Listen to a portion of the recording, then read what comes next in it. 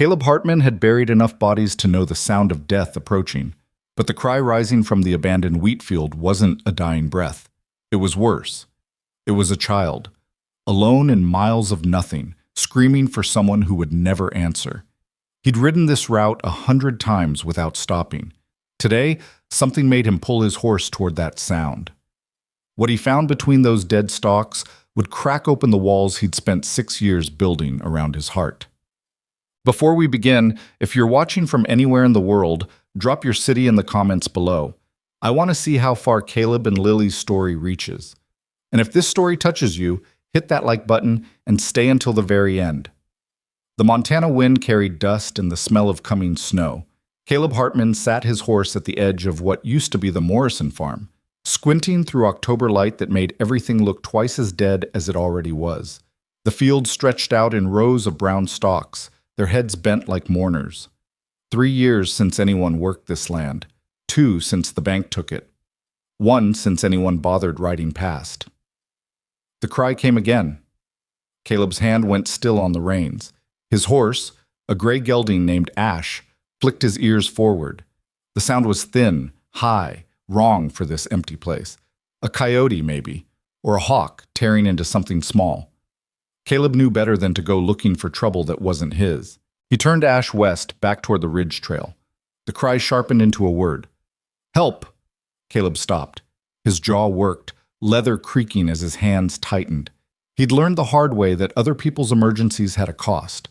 6 years ago, he'd paid that cost with everything he had. His wife, his daughter, his name, in some circles. The kind of lesson a man didn't need taught twice, but the voice was a child's. "Damn it," Caleb muttered, wheeling Ash around. He rode through the gap in the fence where the gate used to hang, guiding Ash between rows that scraped his boots. The crying grew louder, more desperate, punctuated by hitching breaths. 50 yards in, he saw her. She sat in the dirt between 2 rows, small enough that the dead wheat hid her from the road. 7 years old, maybe 8. Her dress had been blue once. Now it was the color of the earth she sat in, torn at the hem and sleeve. Her hair hung in matted tangles around a face smeared with grime and tears. She had her arms wrapped around her knees, rocking slightly, eyes squeezed shut as she sobbed. Caleb dismounted slowly, boots hitting packed soil with a soft thud. "Hey now!" The girl's eyes snapped open. They were huge, brown, ringed with shadows dark enough to be bruises. She scrambled backward like a kicked dog, breath coming in panicked gasps. "Easy!" Caleb held up both hands, staying where he was. "I'm not going to hurt you." She stared at him, chest heaving. Her lips were cracked, bleeding at the corners. Up close, he could see how thin she was, bones pressing against skin that looked gray in the failing light. She wasn't just lost. She was starving. "What's your name?" Caleb asked, keeping his voice low and level, the way he'd talked to a spooked horse. The girl didn't answer. Her eyes darted past him to Ash, then to the road, then back to Caleb's face, searching for a lie, or maybe hoping for one. "Mine's Caleb," he continued. "Caleb Hartman. I got a ranch about 8 miles west of here." He lowered himself to one knee, trying to look smaller, less threatening. "You got people nearby? Someone I can take you to?" Her face crumpled. Fresh tears cut tracks through the dirt on her cheeks. "Mama's gone," she whispered. "She got the fever and... The words dissolved into sobs that shook her whole frame. Caleb felt something twist in his chest, sharp and familiar. "What about your pa?" "He went to find help." Her voice was so small he had to lean forward to hear it. "Said he'd come back, but he didn't. Nobody did." "How long you been out here?" "I don't know." She wiped her nose on her sleeve. "The sun came up lots of times." 3 days, Caleb guessed. Maybe 4. Long enough that she'd stopped believing anyone was coming. Long enough that she'd given up on everything except that thin, desperate crying. He looked at her, really looked. The hollow cheeks, the way her hands shook. The defeat in those dark eyes that no child should know. And he saw another face, superimposed over this one. Clara, his daughter, 7 years old when the influenza took her, 7 years old when he'd failed to save her. "You hungry?" Caleb asked quietly. The girl nodded, A tiny movement. He stood and walked back to Ash, pulling a canvas bag from his saddle. When he returned, he held out a piece of hardtack and some dried beef. It ain't much, but it's better than nothing.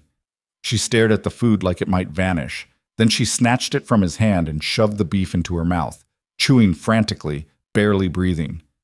Caleb watched her eat with the desperate efficiency of someone who'd forgotten what full felt like. "Slow down," he said gently. "You'll make yourself sick." She ignored him, finishing the beef and starting on the hardtack, gnawing at it like a wild thing. When she was done, she looked up at him with something close to hope. "You got more?" "At home. Got soup too, and bread." "Home?" The word seemed foreign to her, like she'd forgotten what it meant. "My ranch." Caleb hesitated, knowing he was about to cross a line he couldn't uncross. "I could take you there, get you fed proper, warmed up, then we can figure out where your people are." "Ain't got people." She said it flat, factual. "Just Mama, and she's in the ground behind the house. Papa said he'd come back, but liars always say that." The bitterness in her voice belonged to someone much older. Caleb knew that tone. He'd heard it in his own voice often enough. "What's your name?" he asked again. She looked at him for a long moment, weighing something he couldn't see. "Lily," she said finally. "Lily Rowan." "Well, Lily Rowan, I'm going to make you a promise." Caleb met her eyes and held them. "I ain't leaving you out here. You can trust that or not, but it's true either way." Lily studied his face, searching for the lie. Caleb waited, letting her look. He knew what she'd see. A man in his 40s with sun-creased skin, gray threading through dark hair, eyes that had seen too much and hadn't looked away fast enough. Not a kind face, maybe, but an honest one. "You taking me to an orphan house?" Lily asked. "No." "Then where?" "Told you, my place." "Why?" Suspicion sharpened her voice. "Nobody helps for free," Mama said. "Your mama was probably right," Caleb admitted. "Most times. But sometimes people help because not helping would be worse." Lily absorbed this, her thin shoulders hunched against the wind. "What happens when you get tired of me?" The question hit him harder than it should have. "Guess we'll find out," Caleb said. "But I ain't much for quitting on things once I start." He stood and held out his hand. Lily looked at it like it was a trap. Then, slowly, she reached up and took it. Her fingers were ice cold, stick thin. Caleb pulled her to her feet, steadying her when she swayed. "You ever ridden a horse?" he asked. Lily shook her head. "Well, you're about to learn." He lifted her onto Ash's back, her weight nothing at all. She grabbed the saddle horn with both hands, eyes wide. Caleb swung up behind her, settling her in front of him where she wouldn't fall. "Hold on," he said, and nudged Ash into a walk. They rode in silence, Lily rigid against his chest, Ash picking his way through the dead field toward the road. The sun was sinking fast now, bleeding red across the western sky. By the time they reached the ridge trail, full dark would be maybe an hour off. "How far?" Lily asked, her voice small. 8 miles. Hour and a half, maybe less." "Is it nice? Your place?" Caleb considered the question. "It's quiet," he said. "Ain't much to look at. But it's solid. Warm. Safe." "Safe," Lily repeated, like she was testing the word. They rode through the gathering dusk, the land rolling away in all directions, vast and indifferent. Caleb felt the girl's weight against him, the trust she didn't want to give but had no choice except to offer. He thought about turning around, taking her to town, letting someone else figure out what to do with an orphaned child. The church, maybe, or the school teacher. But he kept riding west toward the ranch he'd kept empty for 6 years, toward a house that hadn't heard a child's voice since Clara died. "You got kids?" Lily asked suddenly. Caleb's throat tightened. "Did," he said. "Lost her. Long time ago." "How?" "Sickness." Lily was quiet for a moment. "Did it hurt? When she left?" "Yeah." "Mama said it would stop hurting. Did it?" Caleb didn't answer right away. The truth was complicated, and lies were useless. "No," he said finally, "but you learned to carry it different." Lily nodded against his chest, satisfied with the honesty. They rode on as stars began to pierce the darkening sky, countless and cold. The ranch came into view as the last light faded. A low house, a barn, corrals sketched in shadow. A single lamp burned in the window, left there by habit more than hope. Caleb had lived alone so long he'd forgotten what it felt like to come home to something other than silence. He reined Ash to a stop in front of the porch and dismounted, then lifted Lily down. She stood on wobbly legs, staring at the house like it might bite. "Come on," Caleb said, climbing the steps. Inside, the house was spare but clean. A main room with a stone fireplace, a kitchen table, a few chairs worn smooth by years of use. Caleb lit lamps while Lily hovered near the door, ready to bolt. "Sit," he told her, nodding toward a chair. She sat, perched on the edge, hands in her lap. Caleb moved to the stove and stoked the fire, then pulled out a pot and started building soup from what he had: potatoes, carrots, a bit of salt pork. He worked in silence, aware of Lily watching his every move. When the soup was simmering, he poured water into a basin and set it on the table with a cloth. "You can wash up if you want." Lily looked at the water like she'd forgotten what it was for. Then she dipped the cloth and scrubbed at her face, the water turning brown. Caleb fetched a clean shirt from his room, one of his old ones, soft from washing. He handed it to her. "Ain't much, but it's clean. You can change in there." He nodded toward the bedroom. Lily took the shirt and disappeared. When she came back, the oversized shirt hung to her knees, sleeves rolled up half a dozen times. She looked smaller somehow, and younger. Caleb ladled soup into a bowl and set it in front of her with a hunk of bread. "Eat slow this time," he said. Lily picked up the spoon with both hands and started eating, forcing herself to take small bites. Caleb sat across from her with his own bowl, watching the color come back into her face as warmth and food did their work. "Why didn't you leave me?" Lily asked, not looking up from her soup. Caleb set down his spoon. "Couldn't," he said simply. "Lots of people could." "Yeah, I guess they could." Lily met his eyes. "You gonna make me work? To earn my keep?" "You're 8 years old. Almost 9, and Mama said nothing's free." "Your mama had hard times," Caleb said. "Made her think the world was meaner than it is. But no, you ain't gotta work. You're a kid. Kids are supposed to eat and sleep and not worry about earning anything." Lily's face did something complicated, cycling through disbelief, hope, and fear. "What if you change your mind?" "Then I'm a liar," Caleb said, "and you can call me on it." She considered this, then returned to her soup. When she finished, her eyelids were drooping, exhaustion pulling her under now that her belly was full and the cold had left her bones. "You can sleep in there," Caleb said, nodding toward the small bedroom off the main room, the one that had been Clara's. "I'll be out here if you need anything." Lily slid off the chair and walked to the doorway, then stopped. "Caleb?" "Yeah?" "Thank you." The words were whispered, almost inaudible. "You're welcome, Lily." She disappeared into the room. Caleb heard the creak of the bed, then silence. He sat at the table, staring at his empty bowl, wondering what the hell he'd just done. Taking in a child wasn't like taking in a stray dog. It was a promise, whether he'd meant it that way or not. A promise he'd already broken once, 6 years ago, when he couldn't save Clara. But Lily wasn't Clara. And maybe, Caleb thought, that was the point. He stood and walked to the window, looking out at the dark land. Somewhere out there, Lily's father was either dead or gone for good. Either way, she was alone.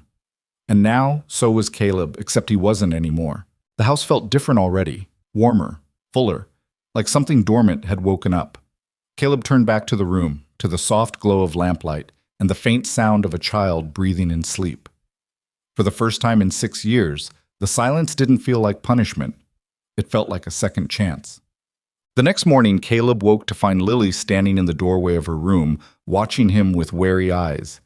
He'd slept in the chair by the fireplace, a blanket pulled over his shoulders. Sunlight streamed through the windows, bright and cold. "Morning," he said, sitting up. Lily didn't answer. She looked like she was waiting for something, for him to tell her to leave maybe, or to explain that yesterday had been a mistake.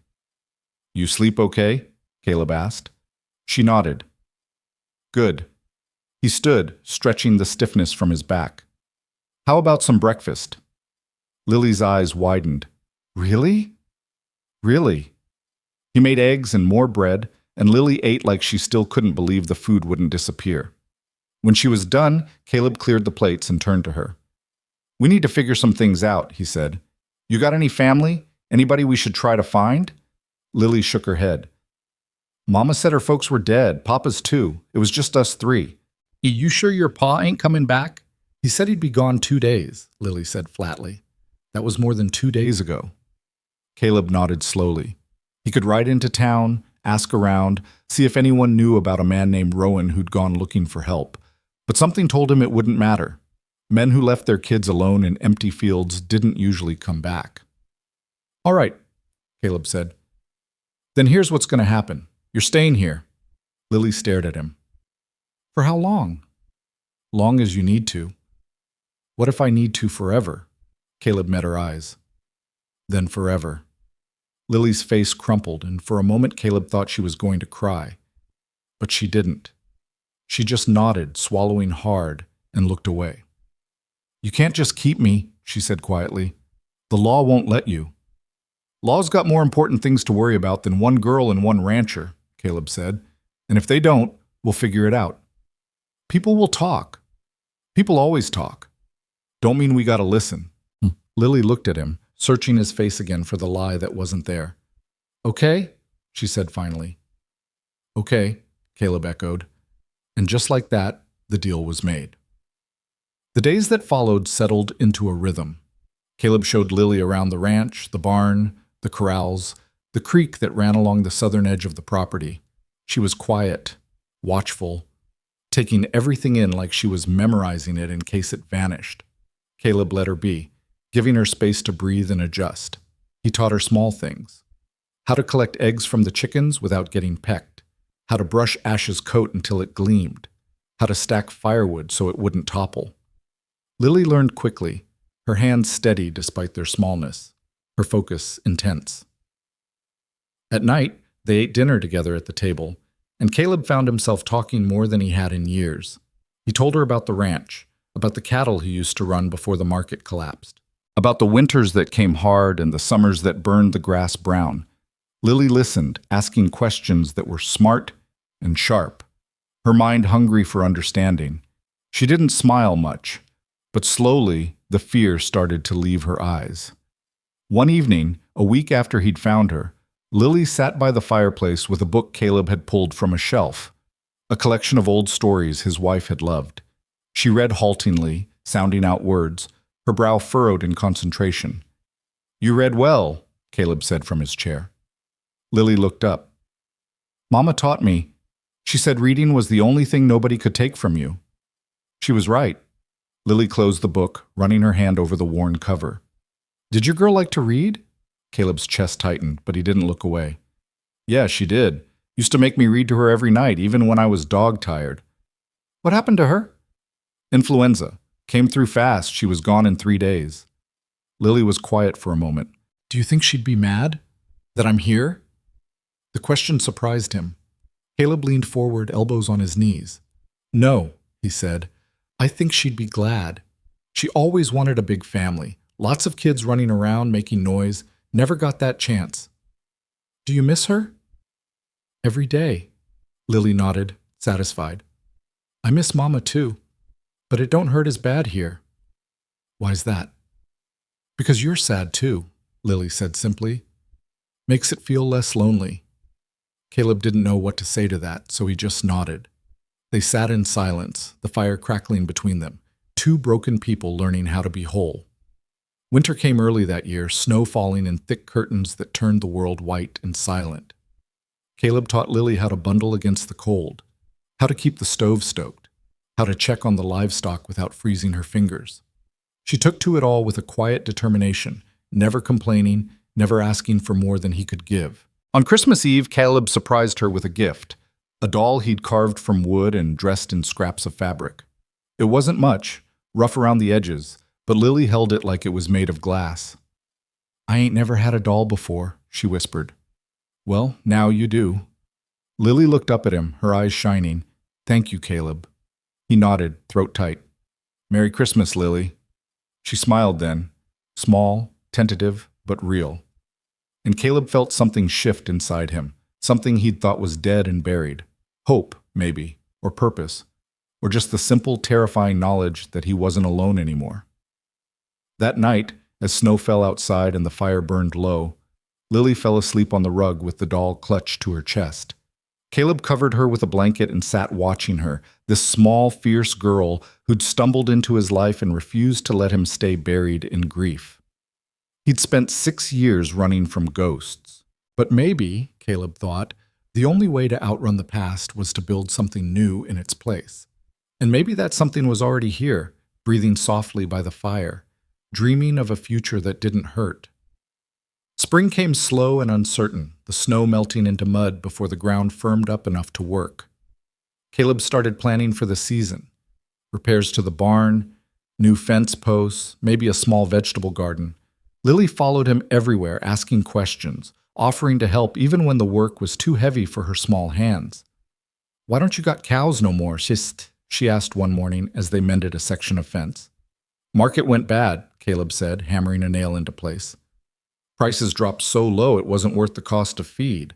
Sold most of them off, kept a few for milk and meat." "You gonna get more?"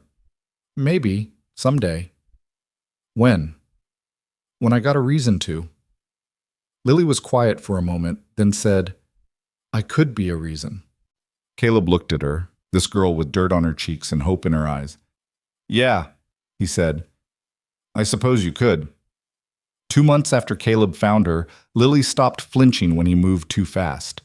3 months after, she started calling the ranch home without hesitation. By summer, she was running through the fields, laughing at nothing, her voice bright and clear in the Montana air. And Caleb, watching her, felt the weight he'd carried for 6 years start to lift. Not gone, maybe, but lighter. Bearable.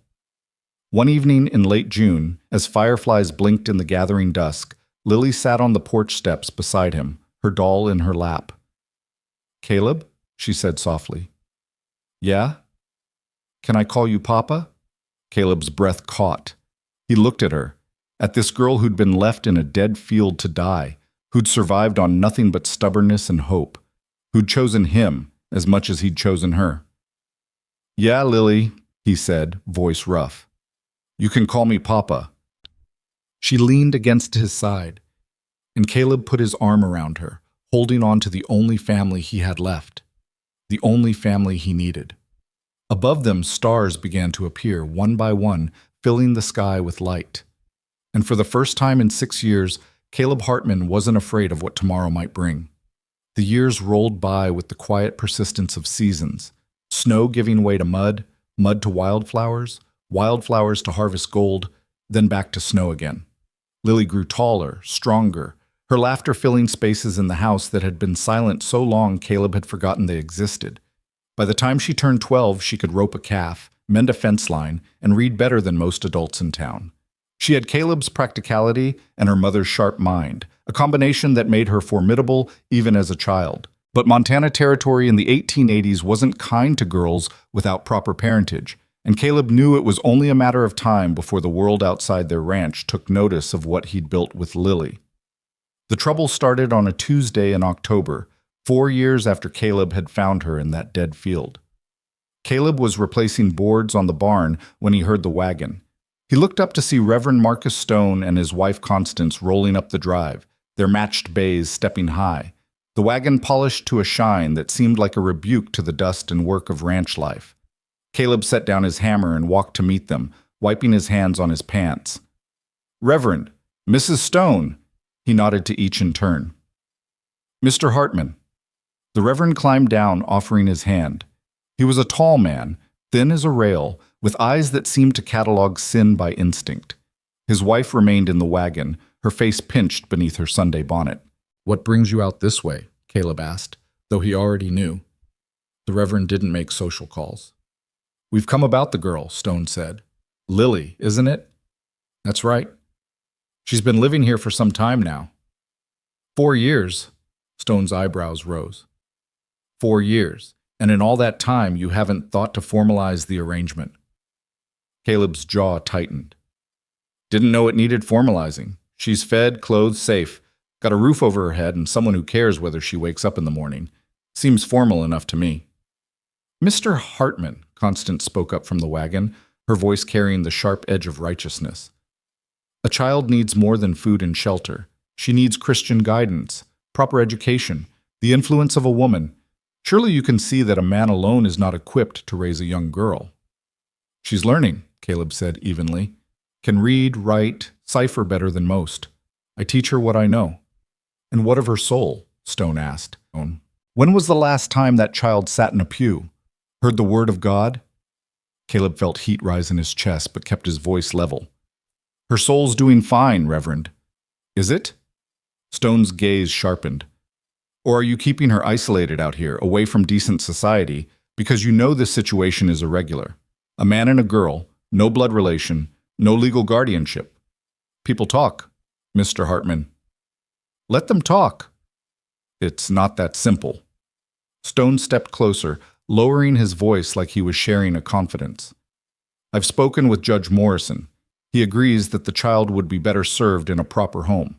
There's a family in town, the Westons. Good people. They've agreed to take her in, raise her right. Caleb's hands curled into fists at his sides. Lily's got a home. You're not her father, Constance said flatly. You're a bachelor with no legal claim. And frankly, Mr. Hartman, your reputation isn't exactly sterling. People remember what happened 6 years ago. The words hit like a physical blow. Caleb's wife and daughter had died while he was 3 counties away, trying to sell cattle in a market that didn't want them. He'd come home to find them buried, the house empty, and half the town whispering that if he'd been a better husband, a better father, he would have been there when they needed him. The guilt had nearly destroyed him. He'd be damned if he let it destroy what he'd built with Lily. What happened 6 years ago, Caleb said, his voice low and dangerous, was my family died of influenza while I was trying to keep us from starving. You got something to say about that, Reverend. Say it plain. Stone had the decency to look uncomfortable.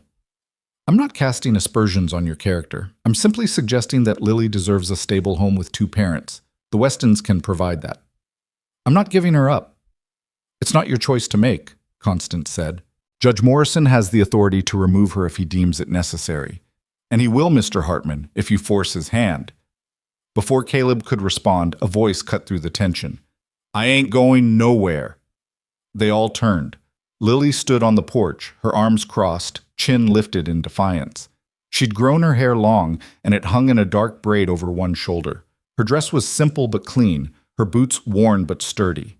She looked older than 12, harder, like she'd seen enough of the world's cruelty to recognize it when it showed up in a polished wagon. Lily, Caleb started. No. She walked down the steps, stopping beside him. I heard what they said, and I'm telling you right now, I ain't leaving Papa. Constance's mouth thinned. Child, you don't understand. I understand plenty, Lily interrupted. You think Papa can't raise me because he's a man and I'm a girl. You think I need some woman to teach me how to be proper, but I'm learning just fine. Papa teaches me to work hard, be honest, and not quit when things get hard. What else do I need? Refinement, Constance said. Grace. The ability to manage a household. I can cook, clean, sew, and keep books, Lily shot back. I can birth a calf, treat a wound, and ride better than most men in town. What can your Westons teach me that I don't already know? Stone held up a hand. Lily, this isn't about what you know. It's about what's proper. A young girl living alone with a man. He's my papa, Lily said fiercely. Maybe not by blood, but by everything that matters. He found me when I was starving in a field, and he took me in when he didn't have to. He's been there every day since, teaching me, caring about me, making sure I know I matter.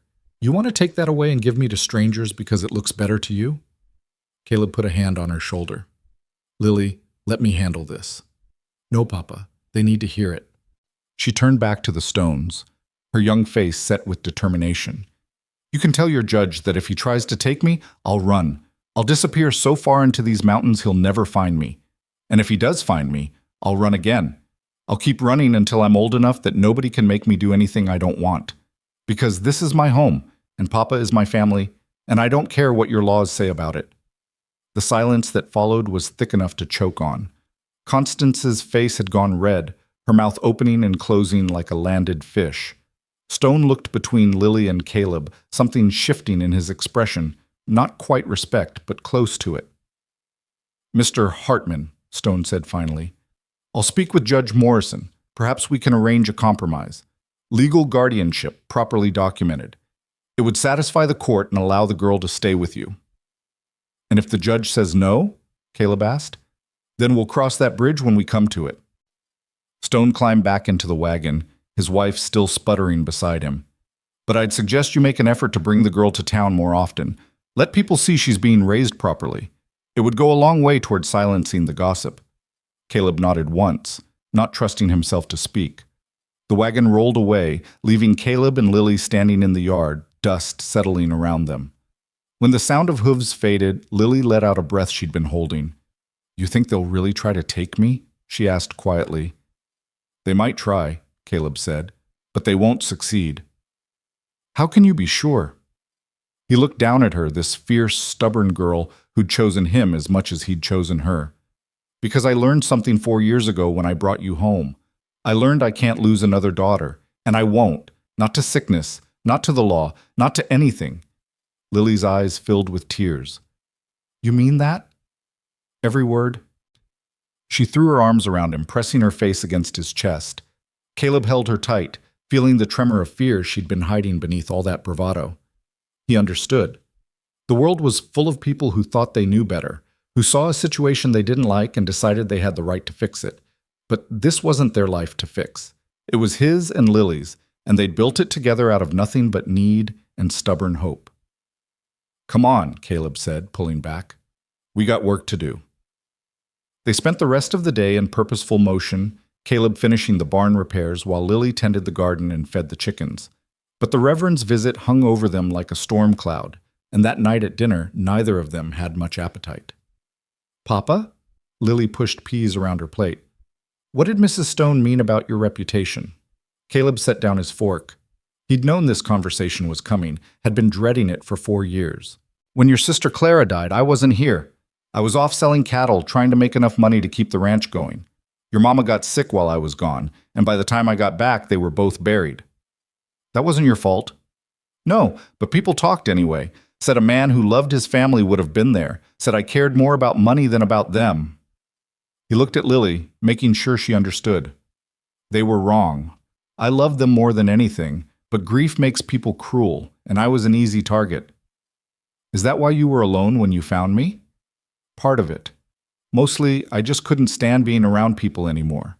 Seemed easier to be by myself. Lily was quiet for a moment, then said, I'm glad you weren't alone anymore. I'm glad you found me. Me too, Lily girl, me too. 2 weeks later, Caleb and Lily rode into town, both of them dressed in their best clothes. Caleb wore the suit he'd been married in, brushed clean of dust and mothballs. Lily wore a dress she had sewn herself, blue calico with white buttons, her hair braided and pinned up like she'd seen the town women wear theirs. They hitched Ash outside the courthouse, a squat building of stone and timber that smelled like old paper and broken promises. Inside, Judge Morrison waited in his chambers, Reverend Stone standing beside him like a witness at a trial. Morrison was a heavy man with white whiskers and eyes that had seen too many hard decisions. He gestured to the chairs across from his desk. Sit. Caleb and Lily sat. Caleb kept his hand on Lily's shoulder, a reminder that she wasn't alone in this. Mr. Hartman, Morrison began, I've reviewed your situation with Lily Rowan. The Reverend here has expressed concerns about the propriety of the arrangement. The arrangement's been working fine for 4 years, Caleb said. That may be, but the law requires proper guardianship for orphaned minors. Without it, the child is technically a ward of the territory, subject to placement at the court's discretion. So place her with me. Morrison leaned back, fingers steepled. It's not that simple. You're an unmarried man with no familial relation to the girl. There are rules about this sort of thing. Rules that say a child's better off with strangers than with someone who loves her. Rules that say children need structure, oversight, the influence of proper society. Lily spoke up, her voice clear and steady. Your Honor, I don't need strangers. I need Papa. He's taught me everything I know. I can read, write, and cipher. I keep house, tend animals, and work the land. What more do I need? Morrison studied her, his expression unreadable. You're well spoken, I'll give you that. But education and domesticity aren't the only concerns. There's the matter of your future. What happens when you're old enough to marry? Who'll guide you through that? Who'll make sure you're not taken advantage of? Papa will, Lily said simply. Same as any father would. But he's not your father. He is to me. The judge sighed, rubbing his temples. Reverend Stone, what's your assessment? Stone cleared his throat. The girl is clearly attached to Mr. Hartman, and I must admit she seems well cared for. If the court were to grant legal guardianship with stipulations, regular visits to town, attendance at church, oversight by a respectable family, it might satisfy both the law and the girl's welfare. Morrison looked at Caleb. You willing to agree to those terms? Caleb wanted to tell them all to go to hell, that Lily's life was none of their damn business, but he swallowed his pride and nodded. If it means Lily stays with me, I'll agree. Then I'll draw up the papers.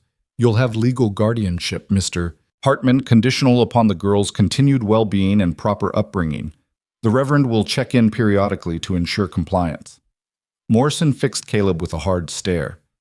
If I hear any reports of neglect or impropriety, I'll revoke the arrangement immediately. Understood? Understood. Good. You can pick up the signed documents next week.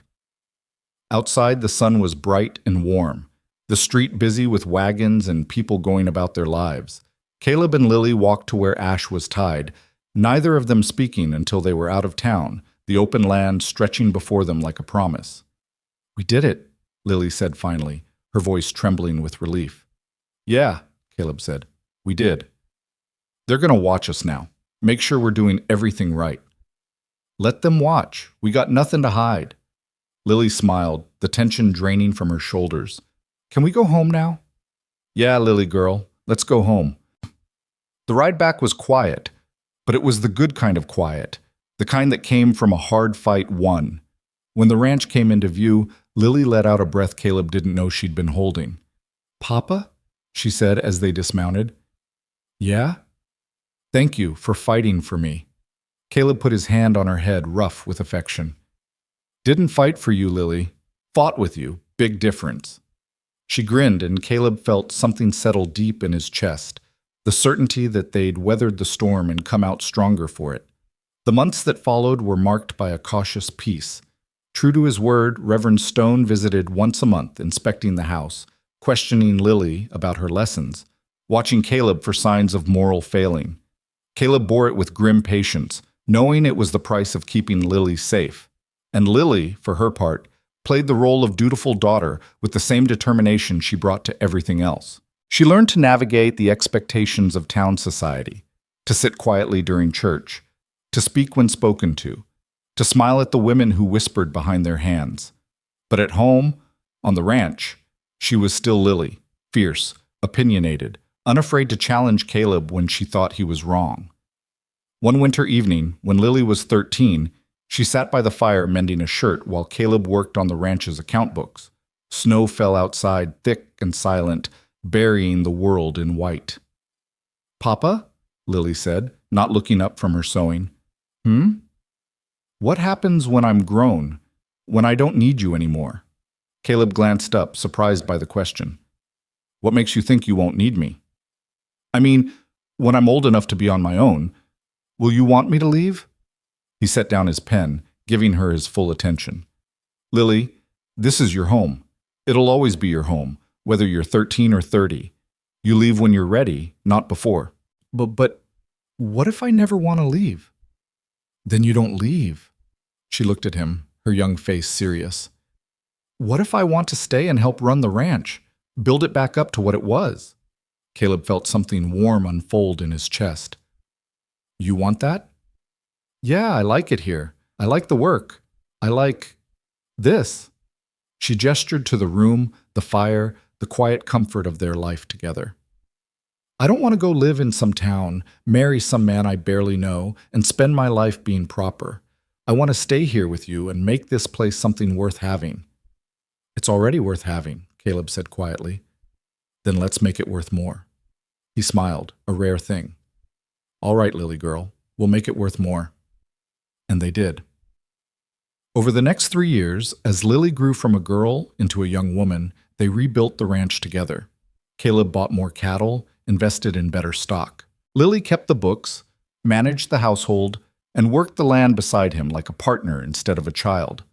They argued sometimes about money, about risk, about whether to expand or consolidate, but the arguments were good ones, the kind that made them both sharper, smarter. By the time Lily turned 16, the ranch was thriving again, the herd strong, the land productive.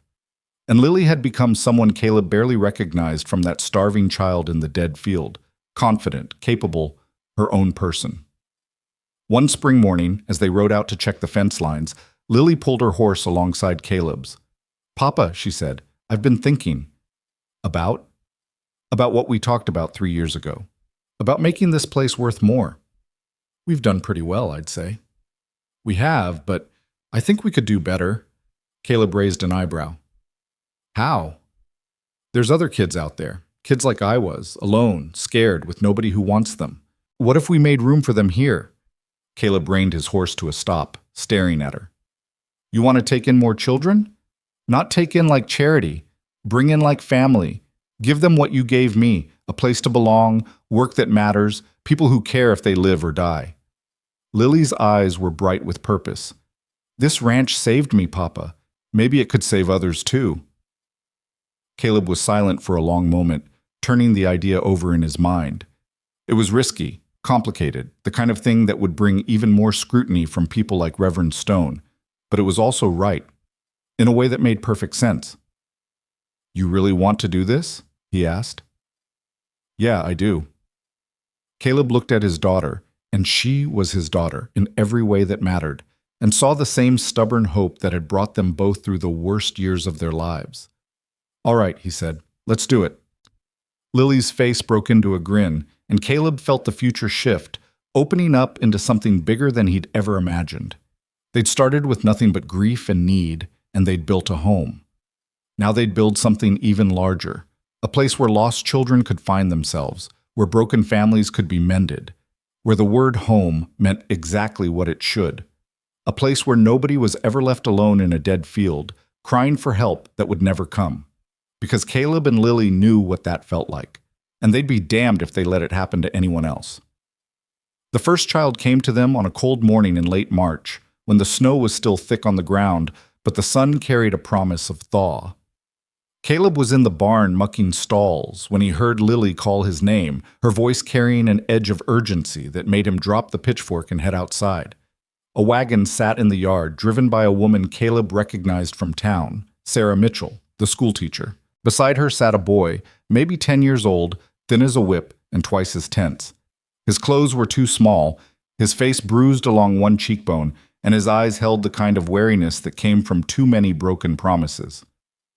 Mr. Hartman, Sarah said, climbing down.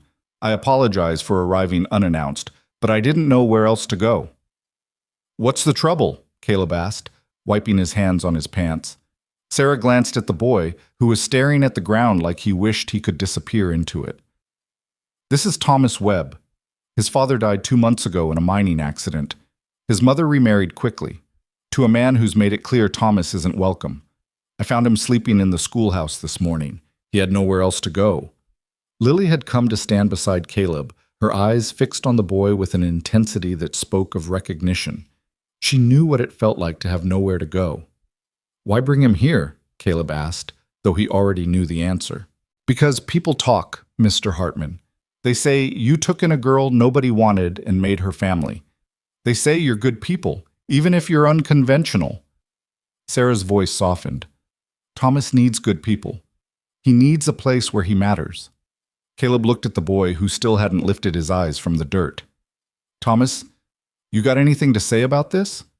The boy's shoulders hunched. Don't want to be trouble, he mumbled.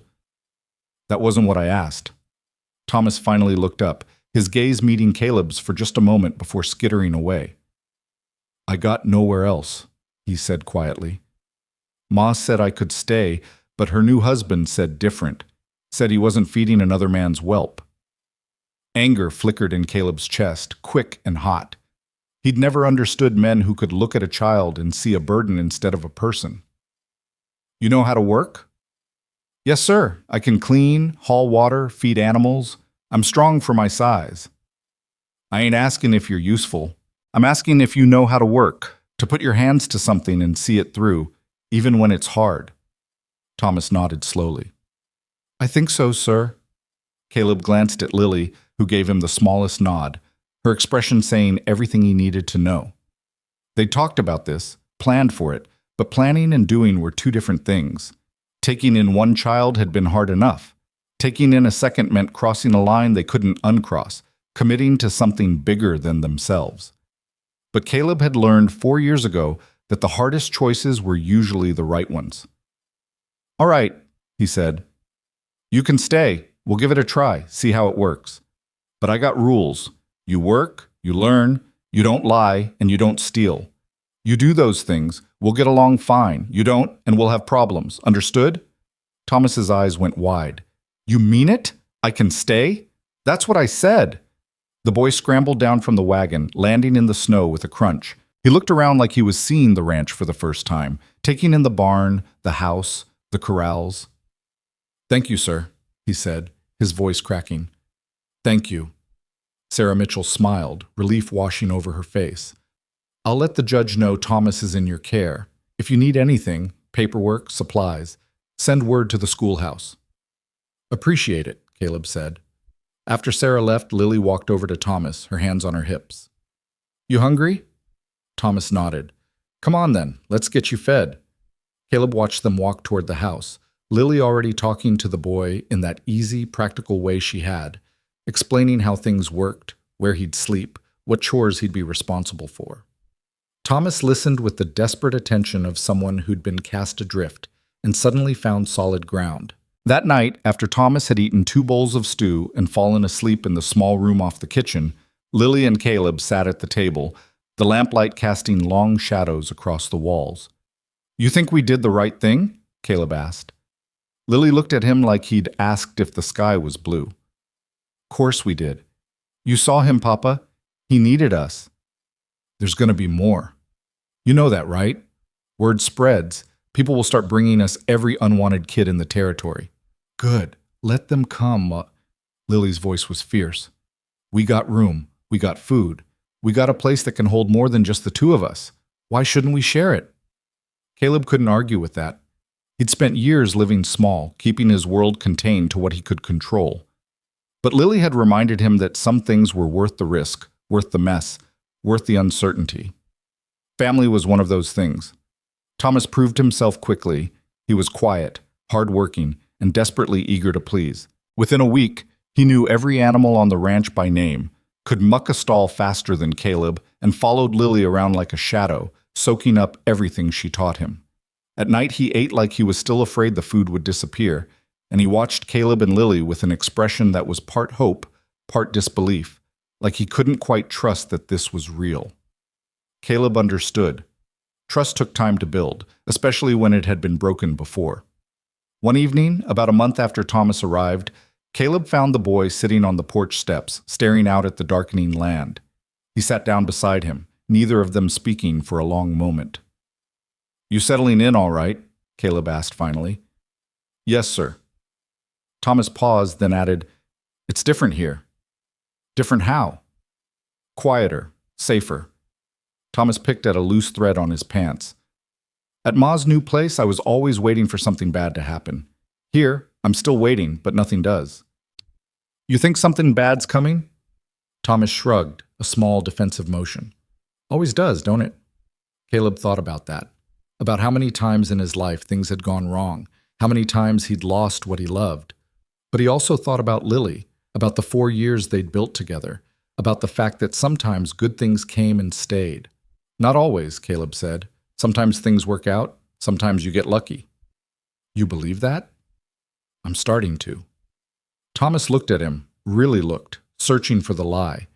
But Caleb's face was honest, weathered by hardship, but not broken by it. After a moment, Thomas nodded and went back to staring at the horizon. Mr. Hartman, he said quietly. Yeah? Thank you for letting me stay.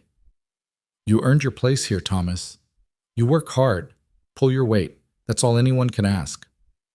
Lily said you found her in a field, said she was starving, and you took her in even though you didn't have to. That's right. Why'd you do it? Caleb considered the question.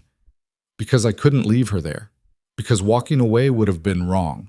And I'd spent enough time doing things that were wrong. Figured it was time to do something right.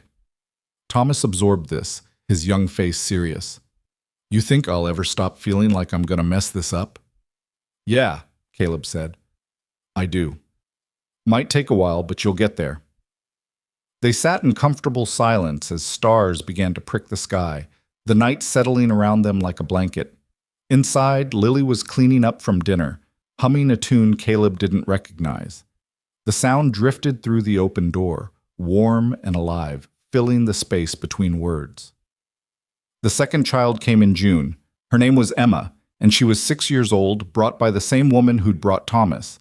Emma's parents had both died of cholera, leaving her with an aunt who had 7 children of her own and no room for another mouth to feed.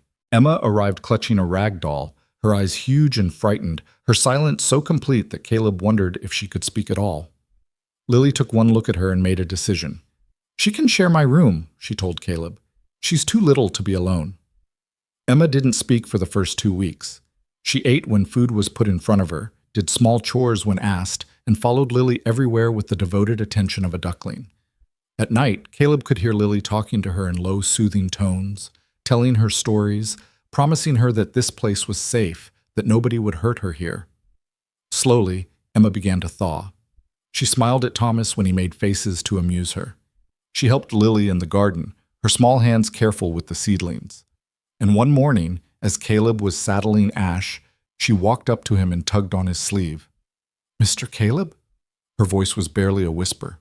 He looked down at her, this tiny girl with tangled blonde hair and eyes that had seen too much. Yeah, Emma? Can I help feed the chickens? Course you can. She smiled then, a real smile, and Caleb felt his heart crack open a little wider. He'd thought finding Lily had used up all his capacity for caring, but apparently hearts didn't work that way. They just kept expanding, making room for whoever needed it. By the end of summer, 3 more children had found their way to the ranch. Daniel, 12, whose father had been killed in a bar fight, and whose mother had disappeared into the bottle. Grace, 9, left behind by a traveling family who'd decided she was too much trouble. And Samuel, 14, who'd been working for a brutal rancher until he ran away with welts on his back and nowhere to go. The house became crowded, noisy, chaotic. Caleb built beds, expanded the bunkhouse, bought more supplies than he'd ever needed when it was just him and Lily. Money got tight, the work harder, the days longer. But at night, when he sat at the table with 6 children talking over each other, arguing and laughing and filling every corner with life, Caleb felt something he hadn't felt in years. Purpose. Not everyone in town approved. Reverend Stone arrived one afternoon unannounced, his face set in lines of disapproval. Caleb met him in the yard, knowing what was coming. Mr. Hartman, Stone said without preamble, I've heard troubling reports. 6 children now, is it? 7, counting Lily. 7. Stone's mouth thinned. This has gone beyond guardianship, Mr. Hartman. You're running an orphanage without oversight, without proper authority. I'm giving kids a place to live, Caleb corrected, teaching them to work, to read, to be decent people. What's improper about that? The sheer number, for one, the lack of structure. These children need discipline, religious instruction, preparation for their futures. How can one man possibly provide all that? I'm not one man. I got Lily.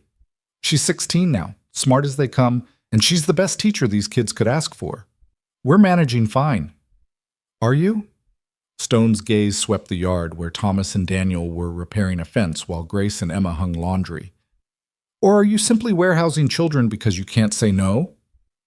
The accusation stung because there was truth in it. Caleb hadn't planned to take in 7 kids. Each one had arrived with a story that broke his resolve, a need he couldn't ignore. But he wasn't warehousing them. He was raising them.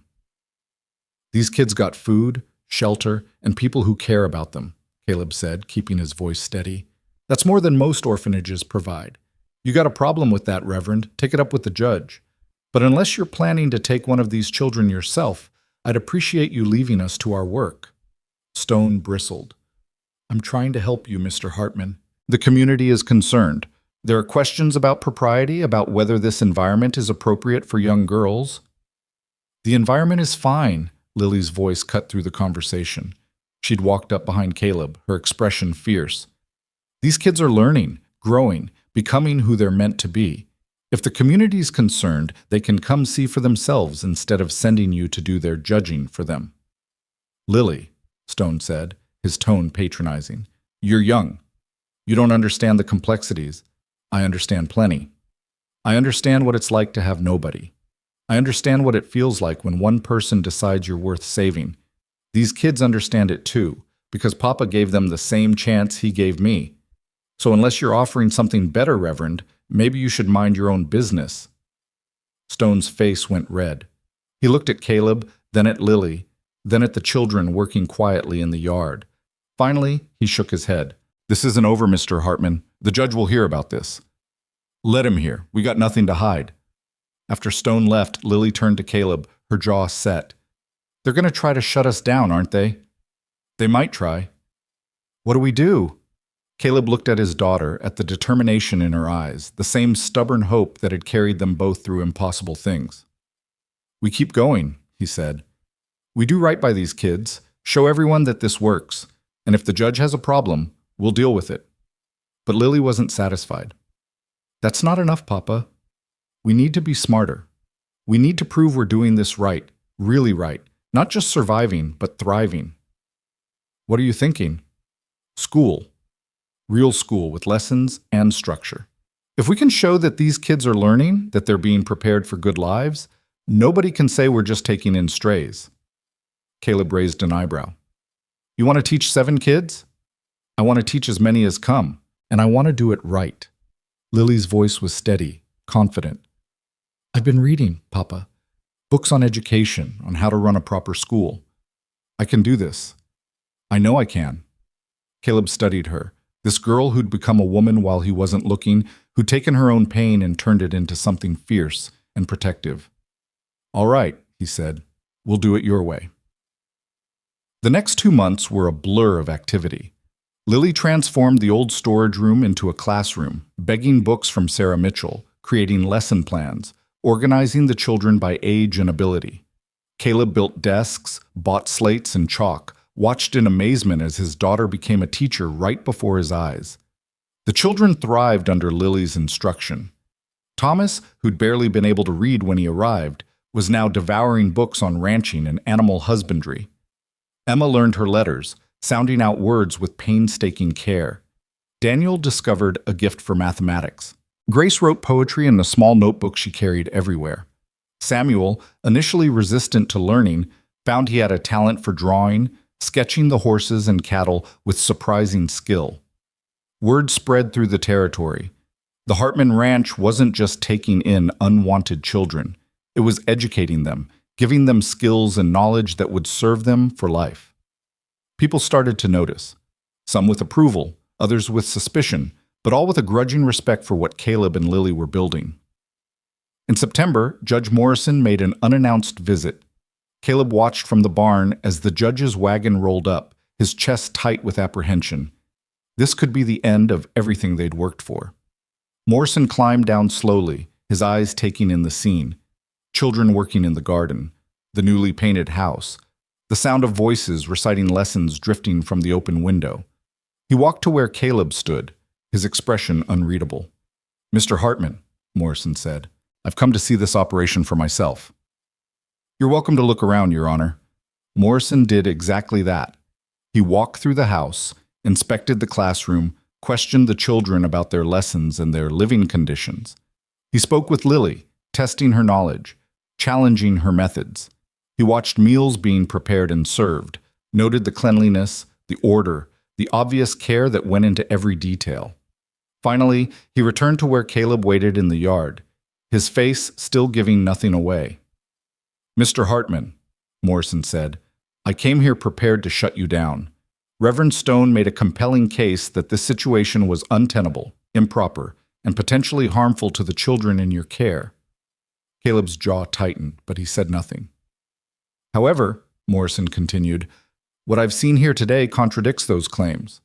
These children are well-fed, well-educated, and clearly happy. Your daughter has created a school that rivals anything we have in town, and you've provided these children with something money can't buy, a sense of belonging. Relief washed through Caleb, so intense it made his knees weak. So you're not shutting us down? No, but I'm going to make this official. Morrison pulled papers from his coat. I've prepared documents establishing the Hartman Ranch as a legal guardian home, authorized to take in and educate children in need. You'll have oversight from the territory, quarterly inspections, and requirements for record keeping, but you'll also have protection from people like the Reverend who think they know better. Caleb took the papers, his hands not quite steady. Thank you, Your Honor. Don't thank me. Thank your daughter. She's the one who made this work. Morrison looked toward the house, where Lily stood on the porch watching them. She's remarkable, Mr. Hartman. You should be proud. I am, Caleb said quietly. Every day. That night, after the children were in bed and the house had settled into quiet, Caleb and Lily sat on the porch, the papers from Judge Morrison spread between them. The words were official, legal, binding, but they meant something more than paperwork could capture. They meant the world had recognized what Caleb and Lily had known all along, that family wasn't about blood, it was about choice and commitment and showing up day after day even when it was hard. We did it, Papa, Lily said softly. You did it, Caleb corrected. You made them see what this could be. Lily shook her head. We did it together, just like everything else. Caleb looked at his daughter, at the woman she'd become, and felt a pride so deep it hurt. 7 years ago, he'd been a broken man riding through a dead field. Now he was father to 7 children, guardian of a place that had become a refuge for the lost and forgotten. It wasn't the life he'd planned, but it was the life that mattered. What now? Lily asked. Caleb smiled, thinking about the empty beds in the bunkhouse, the space they'd cleared in the barn, the room they still had to grow. Now we keep the door open, he said, and we see who else finds their way home. The years moved forward like water finding its course, carving channels through stone until the landscape itself changed shape. By the time Lily turned 21, the Hartman Ranch had become something neither she nor Caleb had quite imagined. Not just a home for lost children, but a living proof that family could be built from intention rather than blood. 15 children now called the ranch home, ranging from little Margaret, who'd arrived at 4 years old barely able to walk, to Jacob, who was 17 and already helping Caleb manage the herd. The house had been expanded twice, the bunkhouse rebuilt, and a proper schoolhouse constructed on the eastern edge of the property where Lily could teach without the chaos of daily ranch life interrupting lessons. Thomas, now 20 years old, had become Caleb's right hand, managing the livestock with the kind of instinctive understanding that came from years of close attention. Emma, 16 and no longer the silent, frightened girl who'd arrived clutching a rag doll, had developed into a skilled seamstress who kept all the children clothed and mended. Daniel ran the ranch accounts with precision that made Caleb shake his head in wonder, while Grace had discovered a gift for healing, tending sick animals and injured children with gentle competence. But success brought scrutiny, and scrutiny brought trouble. It arrived on a bitter January morning in the form of 3 men on horseback, their faces hard beneath their hats, their intentions written in the set of their shoulders. Caleb was in the barn with Thomas and Jacob when he heard the horses. Something in the sound made him hand the pitchfork to Thomas and walk outside slowly, keeping his hands visible. The lead rider was a man Caleb recognized, Marcus Dalton, who owned the biggest spread 3 counties over. Beside him rode Sheriff Tom Brennan, and a third man Caleb didn't know, dressed too fine for ranch work. Mr. Hartman, Dalton said, not bothering to dismount. We need to talk. I'm listening. This operation you're running, it's gotten out of hand. Caleb kept his face neutral.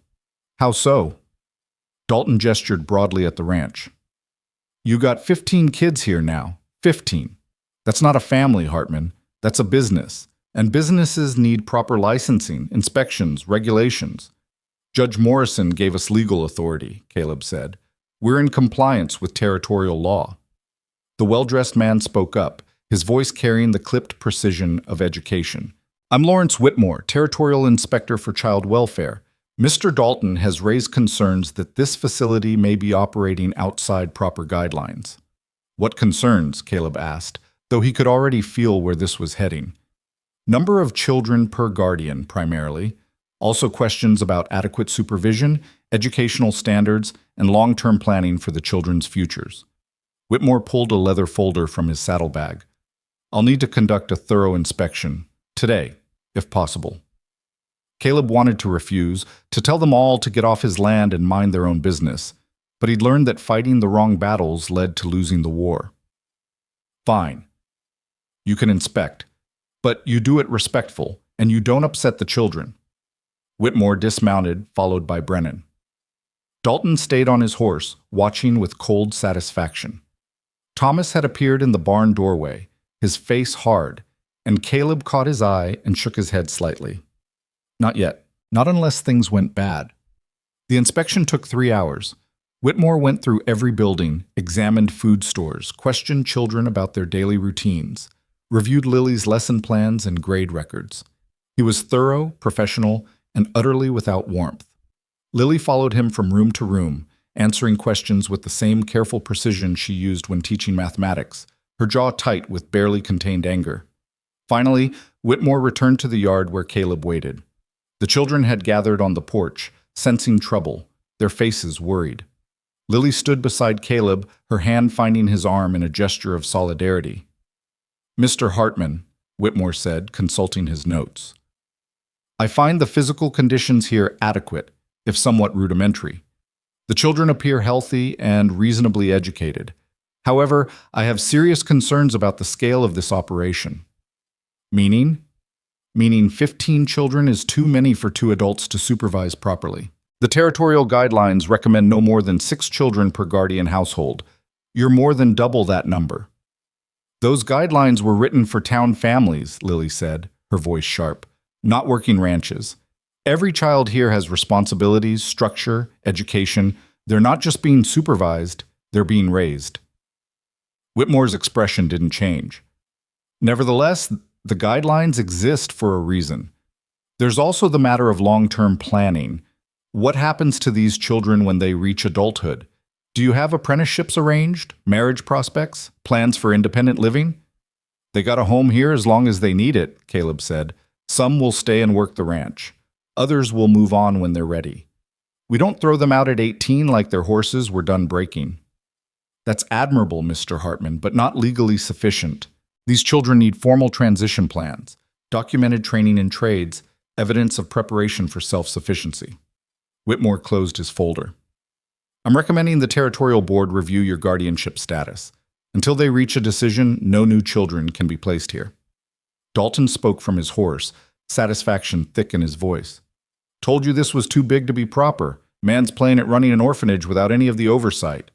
Caleb's hands curled into fists. "What's your stake in this, Dalton? You never cared about these kids before." "I care about property values, about reputation.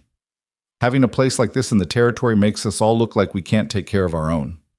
Dalton leaned forward in his saddle. "You want to help kids, Hartman? Fine. But do it proper. Build a real orphanage, hire staff, follow the rules. Stop pretending this ragtag operation is anything more than charity you can't afford." Before Caleb could respond, a voice rang out from the porch. "This ain't charity!" Thomas stepped forward, his young face set with determination. "This is our home. And Mr. Hartman and Miss Lily ain't playing at anything. They saved my life when I had nowhere to go, gave me skills, education, a future. Every kid here can say the same." Emma joined him, her voice quieter but no less firm. "We're not a burden. We're a family." One by one, the other children moved to stand with Thomas and Emma, forming a line across the porch. Daniel, Grace, Samuel, and all the others, even little Margaret, who barely understood what was happening but knew which side she belonged on.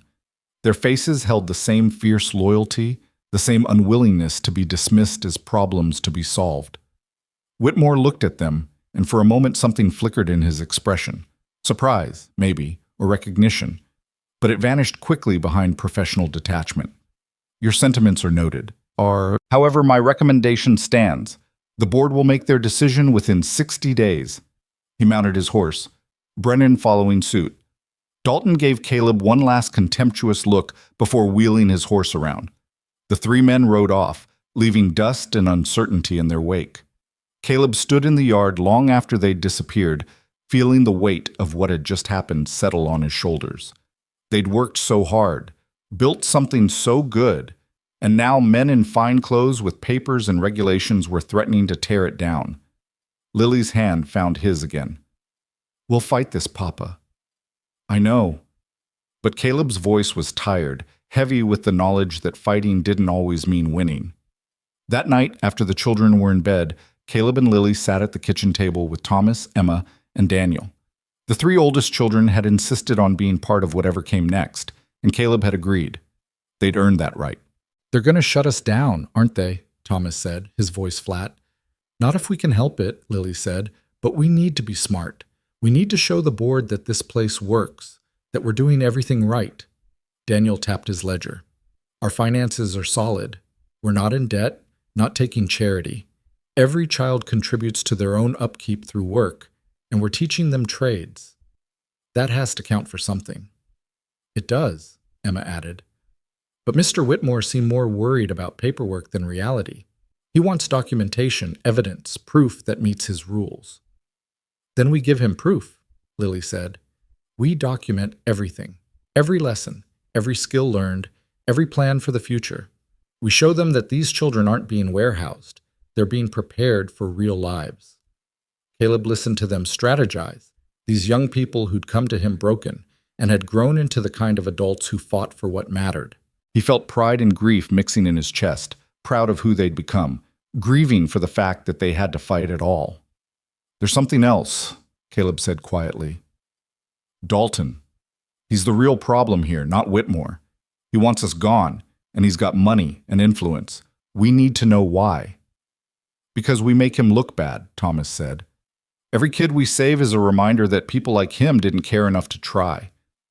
"Maybe, or maybe it's simpler." Daniel's eyes were thoughtful. "His ranch borders our northern property, prime grazing land. If we lose this place, who do you think buys it?"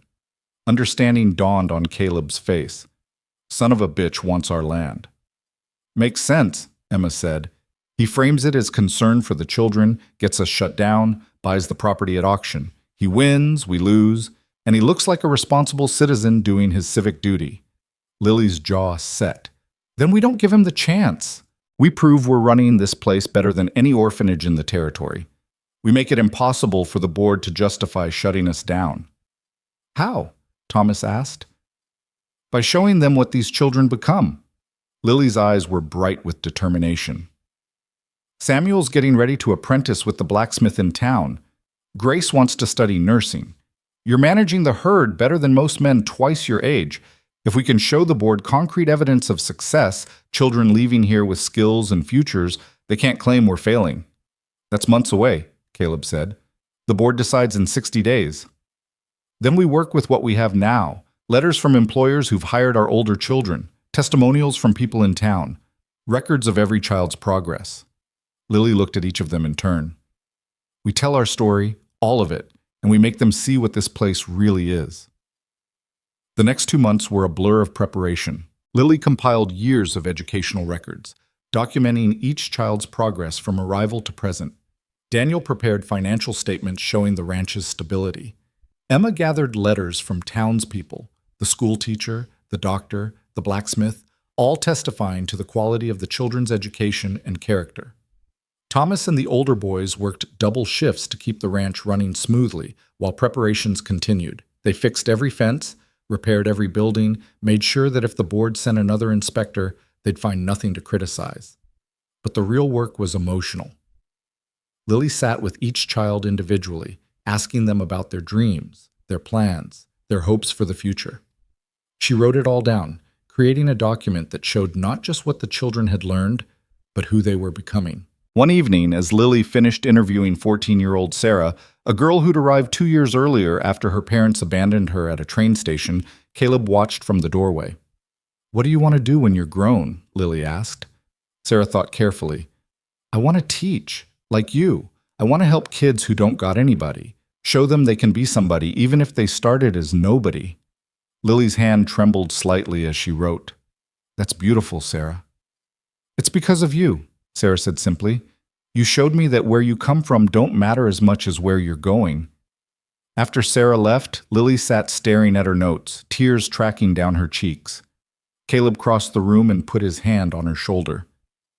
"You okay?" he asked. "I'm scared, Papa. What if we lose? What happens to them?" "We don't lose. You can't promise that." "No," Caleb admitted, "but I can promise we'll fight like hell. And if we do lose, we'll figure something out. We always have." Lily looked up at him, this man who'd saved her life, and then helped her save so many others. "I don't know what I'd do without you. Lucky you won't have to find out." The hearing was scheduled for late March, to be held in the territorial courthouse in Helena. Caleb, Lily, and Thomas made the 2-day journey, bringing with them boxes of documents, letters, and records. They also brought something else, 5 of the children, including Emma, Daniel, and Sarah, who'd insisted on speaking on behalf of the others. The hearing room was formal, intimidating, designed to make regular people feel small. The territorial board consisted of 5 men, all older, all wealthy, all looking at Caleb and his group like they were an interesting problem to be solved. Dalton sat in the front row, Whitmore beside him, both wearing expressions of smug confidence. The chairman, a silver-haired man named Fletcher, called the hearing to order. "We're here to review the guardianship status of Caleb Hartman and determine whether his current operation meets territorial standards. Mr. Whitmore, your report?" Whitmore stood, laying out his concerns in careful detail. Too many children, inadequate supervision, lack of formal transition planning. He made it sound reasonable, responsible, like he was protecting the children rather than threatening their home. When he finished, Fletcher turned to Caleb. "Mr. Hartman, you may present your defense." Caleb stood, his hands steady despite the nerves churning his gut. "Gentlemen, I ain't gonna pretend I know all the fancy words or proper procedures. What I know is those 15 children came to me with nothing, and now they got everything that matters. They got education, skills, family, and hope. That's what I'm defending here, not paperwork, but lives." He nodded to Lily, who stepped forward with the documents they'd prepared. For the next hour, she walked the board through evidence of every child's progress, test scores showing grade-level advancement, letters from employers praising former residents, financial records proving the ranch's stability, testimonials from community members attesting to the children's character and capability. Then Lily did something unexpected. She called the children forward, one by one, and let them speak. Emma talked about arriving silent and scared, unable to trust anyone, and how the ranch had taught her that safety was possible. Daniel described learning to manage accounts, discovering a talent he never knew he had, planning to open his own business someday. Sarah spoke about wanting to become a teacher, to give other children what this place had given her. Thomas went last. He stood before the board, this young man who'd arrived as a bruised, unwanted boy, and spoke with quiet intensity. 10 years ago, my father died and my stepfather threw me out. Miss Mitchell brought me to Mr. Hartman's ranch, and I expected to be sent away again. That's what always happened. But Mr. Hartman looked at me and said I could stay if I worked hard and didn't quit. So I didn't quit. I learned to work cattle, manage land, be the kind of man who keeps his word. Every child on that ranch learns the same thing, that they matter, that someone believes in them, that their life has value even if the people who were supposed to love them said different. He paused, his voice roughening with emotion. You want to shut us down because we got too many kids? Because we don't fit some guideline written by people who never knew what it felt like to be thrown away? That's your choice. But know what you're really doing. You're telling 15 children that paperwork matters more than people, and you're proving every lie their families told them about not being worth the trouble. The silence that followed was absolute. Even Dalton had stopped smirking, his face gone carefully blank. Fletcher looked at his fellow board members, something shifting in his expression. Mr. Hartman, Fletcher said finally, what's your long-term vision here? This can't continue indefinitely. You're not getting any younger, and the children keep coming. Caleb stood again. My vision is simple. Keep the door open as long as I'm breathing. Teach these kids what I know. Help them become who they're meant to be. When I can't do it anymore, I'm hoping some of them will stay and keep it going. Thomas here is already doing the work of 3 men. Emma and Daniel got skills that'll serve them anywhere. This place runs because we all run it together, and it'll keep running long after I'm gone because they'll make sure it does. And if the board rules against you, then I'll fight that ruling. And if I lose that fight, I'll find another way. Because these children deserve better than being scattered to the wind because we don't fit somebody's idea of proper. Fletcher leaned back, studying Caleb with shrewd eyes. Mr. Dalton, you initiated this review. Do you wish to speak? Dalton stood, his voice carrying false concern. I just want what's best for the territory and these children. Mr. Hartman means well, but good intentions don't make up for lack of proper structure. These children would be better served in established institutions with trained staff and oversight. Like where? Thomas asked, unable to stay quiet. The orphanage in Helena that barely feeds the kids it's got? The church homes that work children like slaves? I've seen those places, Mr. Dalton. They're where kids go to be forgotten. The Hartman Ranch is where they go to be remembered. Fletcher held up a hand. That's enough. The board will deliberate and issue our decision within 7 days. This hearing is adjourned. They stayed in Helena, waiting. 7 days that felt like 7 years, every hour stretching with uncertainty. Caleb spent the time walking the streets, thinking about what they'd do if the board ruled against them. Lily barely slept, alternating between hope and despair. The children stayed quiet, understanding that their entire world hung in the balance. On the 7th day, a messenger arrived at their boarding house with a sealed letter. Caleb's hand shook as he broke the wax seal and read the decision aloud. After careful consideration of evidence and testimony, the Territorial Board has determined that the Hartman guardianship operation, while unconventional, meets and exceeds standards for child welfare. The board acknowledges the exceptional outcomes demonstrated by residents past and present and recognizes the unique value of the ranch model in preparing children for independent adult lives. Guardianship status is hereby affirmed and expanded to allow up to 20 children, contingent upon annual reviews and continued compliance with educational and safety requirements. Furthermore, the board commends Caleb Hartman and Lily Hartman for their exemplary service to the territory's most vulnerable citizens. The silence held for a heartbeat. Then Lily let out a sound between a laugh and a sob, and the children erupted in celebration. Thomas grabbed Caleb in a fierce hug. Emma and Sarah joined in, and suddenly they were all tangled together, crying and laughing and holding on to each other like they'd never let go. Caleb stood in the center of it, feeling the weight he'd carried for 2 months finally lift. They'd won. Not just the hearing, but something bigger, recognition that what they'd built mattered, that family could look different and still be real, that love wasn't bound by blood or law, but by choice and commitment.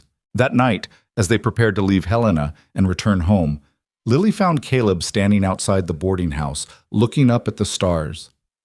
"We did it, Papa," she said softly. "You did it. You showed them what this place really means." Lily shook her head. "We did it together, like everything else." She paused, then added, "You know, this is just the beginning, right? Word's going to spread. More children will come. The work's only going to get harder." "I know." Caleb smiled, the expression genuine and unguarded. "But hard don't mean impossible. You taught me that." They stood together in the quiet night, father and daughter, the architects of something that had started with one desperate act of kindness and had grown into a legacy that would outlive them both. Behind them, through the boarding house windows, they could hear the children's voices, still celebrating, still hoping, still believing that tomorrow would be better than yesterday. And for the first time in longer than he could remember, Caleb believed it too. The victory in Helena changed things in ways Caleb hadn't anticipated. Word spread through the territory that the Hartman Ranch had been officially recognized, that the board itself had commended their work. Within 3 months, 5 more children arrived, brought by sheriffs, teachers, even a circuit judge who'd heard about the place where lost children found homes. By the time autumn painted the mountains gold and crimson, 19 children called the ranch home, and Caleb had hired 2 more hands just to keep up with the work. But success came with a price Caleb hadn't factored into his plans. He was getting older. His joints ached in the mornings, his back protested after long days, and there were times when he looked in the mirror and barely recognized the gray-haired man staring back. He was 53 now, which wasn't ancient, but it wasn't young either. The years of hard work were catching up, and he knew it. Lily knew it too.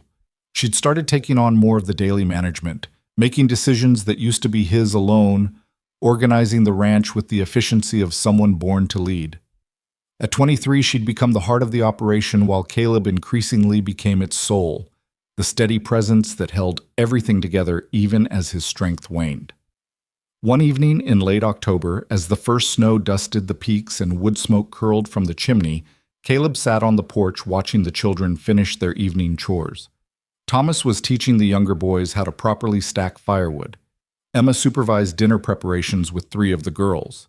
Daniel sat at a table reviewing the week's accounts, while Grace tended to a calf with an injured leg, her hands gentle and sure. They didn't need him anymore, Caleb realized. Not the way they once had. They'd grown into capable, confident people who could run this place without his constant oversight. The thought should have made him proud, and it did, but it also filled him with a strange melancholy. The understanding that his role was shifting from leader to observer, from father to grandfather. "Papa?" Lily's voice pulled him from his thoughts. She settled into the chair beside him, wrapping a shawl around her shoulders against the evening chill. "You look like you're carrying something heavy." Caleb smiled slightly. "Just thinking." "About?" "About how good you all turned out. About how this place runs like clockwork now." "That bothering you?" Lily's voice held concern. "No. Just makes me realize I won't be here forever. Need to make sure this place survives without me." Lily was quiet for a moment, staring out at the darkening land. "You planning on going somewhere?" "Not planning, just facing facts. I'm getting old, Lily girl. Body reminds me every morning." "But you're not that old." "Old enough to think about what comes next." Caleb turned to look at her, this woman who'd been a starving child in a field 17 years ago. "This ranch needs to be more than just you and me. It needs to be permanent, something that'll last beyond our lifetimes. Otherwise, when we're gone, it all falls apart." "What are you suggesting?" "I'm suggesting we make it official. Not just a ranch that takes in kids, but an actual institution, with papers, bylaws, a board of trustees, something that can't be dismantled when I'm dead and you're old." Lily absorbed this, her expression thoughtful. "You want to turn our home into an organization?" "I want to protect what we built. Make sure no one can ever take it away from the children who need it." Caleb's voice was firm, despite the weariness in his bones. "We proved we could do this right. Now we need to make sure it keeps being done right, even after we're gone." Over the following weeks, Caleb and Lily worked with a lawyer in Helena to draw up the documents that would transform the ranch from personal guardianship into a permanent charitable institution. They called it the Hartman Home for Children, established with Caleb as founder and Lily as director. A board of trustees was formed, including Judge Morrison, Sarah Mitchell, the school teacher, and 3 of the older former residents who'd gone on to successful lives, proof that what the ranch produced was lasting. The lawyer, a sharp woman named Catherine Reynolds, who'd heard about the ranch and volunteered her services, helped them structure everything to ensure independence and sustainability. "You're creating something remarkable," she told them during one meeting. "Most orphanages are charity operations dependent on donations.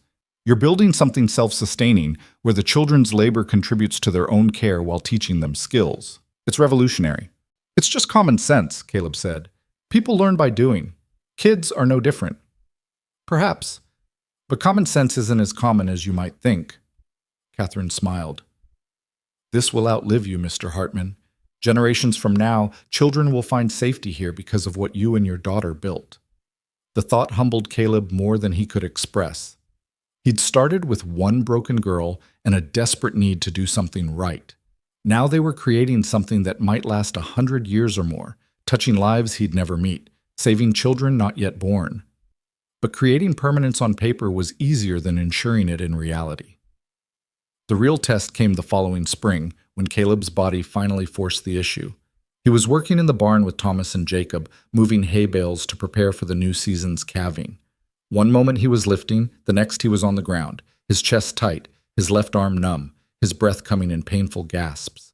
Through the roaring in his ears, he heard Thomas shouting for help, felt strong hands lifting him, saw the barn rafters spinning above. Then darkness. He woke in his own bed, Dr. Harrison sitting beside him, Lily's face hovering pale and frightened in the lamplight. His chest ached, His arm tingled, but he was breathing. Alive. What happened? His voice came out raspy. Your heart, Dr. Harrison said bluntly. It gave you a warning, Mr. Hartman. If you're smart, you'll listen. How bad? Bad enough that you're done with heavy labor. Bad enough that stress could kill you. The doctor's face was grave. You've worked yourself to the bone for years, and your body's had enough. You need rest, limited activity, and someone else to run this place. Caleb tried to sit up, but Lily's hand on his shoulder stopped him. Papa, don't. I'm fine. You're not fine. You almost died. Lily's voice cracked. I thought I lost you. The fear in her eyes cut deeper than any pain in his chest. Caleb reached up and took her hand. I'm sorry, Lily girl. Don't be sorry. Just listen to the doctor. She squeezed his fingers. We can do this without you carrying everything. Let Thomas and me handle the ranch. You just focus on getting better. Over the next months, Caleb learned the hardest lesson of his life: how to let go. Thomas stepped fully into the role of ranch manager, overseeing livestock, repairs, and the endless work that kept the place running. Lily managed everything else: the children's education, the hiring of staff, the relationship with the territorial board. Daniel took over the financial records completely, while Emma became housekeeper-in-chief, organizing meals and maintenance with quiet efficiency. The children adapted to the shift in leadership, looking to Thomas and Lily for direction, while still coming to Caleb for wisdom and comfort. He became the grandfather of the operation, the one who sat on the porch offering advice, telling stories, reminding them all why they were there. It wasn't easy. Caleb chafed at his limitations, frustrated by how quickly he tired, how even walking to the barn left him winded. But slowly, he came to appreciate what he was witnessing: the next generation taking ownership, making the place theirs, ensuring its survival beyond his ability to protect it. One summer evening, nearly a year after his heart attack, Caleb sat on the porch watching a new child arrive. Her name was Ruth. She was 8 years old, and she came with the same haunted eyes Lily had worn 17 years earlier. Lily knelt beside her, speaking in low, gentle tones, offering water and food and safety. Ruth listened with the wariness of someone who'd stopped believing in kindness, but when Lily took her hand and led her into the house, Caleb saw the girl's shoulders relax slightly, saw hope flicker where despair had been. Thomas appeared beside him, settling into the chair Lily usually occupied. You okay, boss? Don't call me boss, that's you now. Thomas smiled. Doesn't feel real sometimes. 10 years ago I was a scared kid with nowhere to go. Now I'm running the place that saved me. You earned it, every bit. So did you. Thomas looked at Caleb, his expression serious. You know what you did, right? You didn't just save us, you showed us how to save others. That's bigger than any ranch, any operation. That's a legacy that's going to ripple out for generations. Caleb felt his throat tighten. I just did what seemed right at the time. That's what makes it matter. You didn't do it for recognition or reward. You did it because not doing it would have been wrong. Thomas paused, then added, Lily and I were talking. We want to do something, a dedication. A what? The schoolhouse. We want to name it after you, the Caleb Hartman School, so everyone who comes here knows who started this, who believed in broken kids when nobody else did. Caleb shook his head. Don't need my name on anything. It's not about need, it's about memory, about making sure the children who come 50 years from now know the man who made it possible. Thomas's voice was firm. You're going to argue, but we already voted. Board approved it. It's happening. Despite himself, Caleb smiled. When'd you all get so stubborn? Learned from the best. The dedication ceremony took place in September, on the anniversary of the day Caleb had found Lily. The entire community came, children past and present, townspeople, territorial officials, even Judge Morrison, who was now retired but had traveled 3 days to attend. Someone had carved a wooden sign reading Caleb Hartman School, where lost children find their way home. Lily spoke, her voice carrying across the assembled crowd. My father, and he is my father in every way that counts, found me in a dead field when I was 7 years old. I was starving, alone, certain I was going to die. He could have ridden past. Nobody would have blamed him. Instead, he stopped. He fed me, brought me home, and gave me a life I never dreamed possible. But he didn't stop with me. He kept the door open, kept believing that every child deserves a chance, kept proving that family isn't about blood, it's about choice and commitment and showing up day after day even when it's hard. She looked at Caleb, tears streaming down her face.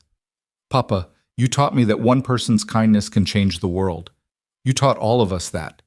And we're going to keep teaching it to every child who comes here for as long as this place stands. Thank you for saving my life. Thank you for saving all our lives. The crowd erupted in applause. Children he'd raised, now grown with families of their own, came forward to shake his hand and share memories. Emma talked about arriving silent and scared, learning to speak again. Daniel described discovering he had worth beyond what others said about him. Sarah, now teaching at a school 2 counties over, brought her own adopted daughter and introduced her to the man who'd inspired her life's work. Thomas stood beside Caleb through it all, solid and steady. The boy who'd arrived bruised becoming the man who'd ensure the mission continued. And Lily, always Lily, stayed close, her hand in his.